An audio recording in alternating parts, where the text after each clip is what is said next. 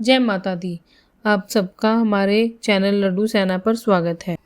10वां अध्याय शुंभ वध। ऋषि बोले, अपने प्राण प्रिय भाई निशुंभ की मृत्यु को देखकर इस प्रकार सेना को भी मरता देखकर कुपित होकर शुंभ कहने लगा, अरे दुष्ट दुर्गे, तू बल के घमंड से गर्व मत कर। अरे अहंकारनी, तू तो अन्य स्त्रियों के बल के सहारे लड़ रही है।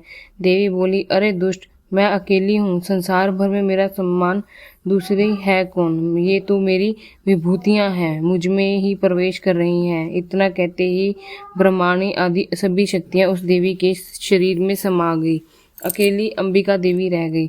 देवी बोली, मैं अपनी ऐश्वर्य शक्ति संपन्न अनेक विभूतियों के रूप में यहाँ पहले विद्यमान थी, अब मैंने सभी रूप समेट लिए, अब तो अकेली युद्ध में खड़ी हूँ, तू भी स्थिर हो जा। ऋषि बोले, तब सभी देवता तथा दैत्यों को देखते देखते देवी और शुंभ इन दोनों में युद्ध छिड़ गया। तीखे बाणों की वर्षा तथा भयंकर अस्त्र शस्त्र से उन दोनों के युद्ध सभी लोगों के लिए भयंकर प्रतीत होने लगे। जितने भी दिव्य से दिव्य अस्त्र अंबिका छोड़ती जाती, दैत्येंद्र उन्हें निवारक अस्त्रों द्वारा तोड़ता जाता। इसी प्रकार परमेश्वरी अंबिका भी खेल खेल में हुंकारावादी शब्दों द्वारा दैत्यों से छोड़ दिया दिव्य शास्त्रों को तोड़ती गई।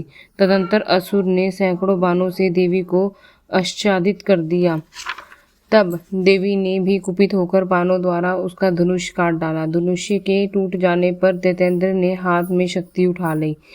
अभी शक्ति उसके हाथ में ही थी कि देवी ने चक्र द्वारा वह शक्ति काट डाली। तब दैत्यराज तलवार और तथा 100 चंद्रमा वाली चमचमाती ढाल लेकर देवी पर झपटा। उसकी तलवार तथा सूर्य जैसी चमकती ढाल को देवी ने अपने धनुष्य से छोड़े हुए तीखे बाणों को तुरंत काट दिया। रथ ने घोड़े तथा सारथी को भी मार दिया। धनुष्य तो पहले ही कट चुका था। तब तो भयानक मुदगर लेकर अंबिका को मारने के लिए दैत्य उद्यत हुआ। देवी ने उसके मद्दर को भी तीखे तीरों से काट दिया। फिर भी वह दैत्यों के मुक्का बनकर बड़े वेग से दौड़ा। जाते ही उस दैत्येश्वर ने देवी के हृदय में मुक्का मार दिया। देवी ने भी उसकी छाती पर एक चपेट जमा दी। देवी की उस चपेट की लगते ही वह दैत्यराज पृथ्वी पर गिर पड़ा। गिरकर भी सहसा उसी प्रकार उठा खड़ा हुआ। तब उछलकर देवी को उठाकर आकाश में स्थित हो गया। वहां भी निरादर होकर वह चंडिका देवी के साथ युद्ध करने लगा। आकाश में उस समय दैत्य तथा चंडिका के आपस में घोर युद्ध हो रहा था। वह युद्ध मुनियों के लिए विस्मय कारक था। अब अंबिका ने उसके साथ देर तक युद्ध करते करते दैत्य को उठा लिया और उसे पृथ्वी पर पकड़ दिया। देवी द्वारा पटका हुआ वह पृथ्वी पर आकर खड़ा हो गया। मुक्का तान वह दुष्ट देवी को मारने की इच्छा से बड़े वेग से दौड़ा। तब उस दैत्य को आता देखकर देवी ने उसकी छाती में त्रिशूल भोंक दिया और पृथ्वी पर गिरा दिया। देवी के शूल से शत विशत होकर पृथ्वी पर पड़ते ही उनके प्राण निकल गए। उसका गिरना भी समुद्र, द्वीप एवं पर्वतों के साथ सारी पृथ्वी को हिला देने वाला था। उस दुरात्मा के मरते ही सारा जगत स्वस्थ एवं प्रसन्न हो गया। आकाश भी बहुत ही साफ दिखाई देने लगा। पहले जो उपद्रवी मेघ उठ रहे थे, उत्पात हो रहे थे, वे भी शांत हो गए। दैत्यों के मारे जाने पर नदियों को भी अपने अपने मार्ग पर चलने लगी।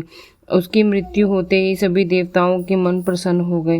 गंधर्व मनोहर गायन करने लगे, अप्सरागण नाचने लगी, दूसरे बाज बजाने लगे, वायु पवित्र होकर चलने लगी, सूर्य उज्ज्वल होकर चमकने लगा, शांत हुई अग्नि शालाओं की अग्नि जलने लगी, दिशाओं की भयंकर आवाजें शांत हो गई, प्रजा सुखी हुई और सर्वत्र शांति का साम्राज्य हो गया। यह सच्ची घटना सुनकर आपको कैसा लगा, आप कमेंट ज़रूर करें। आप सभी से प्रार्थना है कि अगर चैनल को सब्सक्राइब नहीं किया है तो सब्सक्राइब कर लें और बेल आइकन को दबा दें, जिससे आपको ज़्यादा वीडियो देखने को मिल सके। राधे राधे। श्री बांके बिहारी लाल की जय।